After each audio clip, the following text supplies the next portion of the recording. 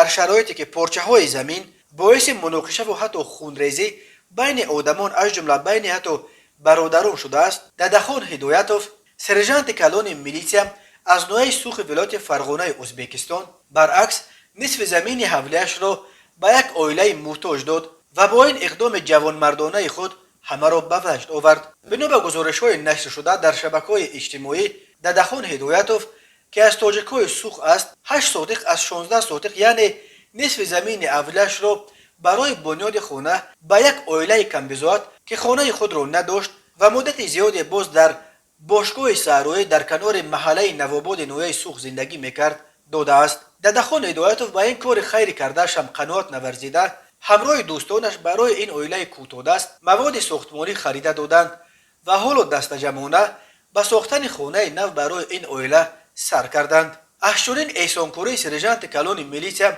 حاکم و رهبران میلیسیای نویه سوخ خبردار شده با یک مقدار محصولات غذایی و لباس گرم آمده از احوال این عائله کمبزاد خبر گرفتند. بنا به اطلاع دریافتی هدایتوف ددخان محمود علی زاده 17 فوریه سال 1985 در ناحیه سوخ ولایت فرغانه به دنیا آمده از سال 2005 در مقامات میلیسیا کار میکند و حالا رتبه سرژانت کلان را دارد. ددخان هدایتوف عائله دار است و 3 فرزند دارد.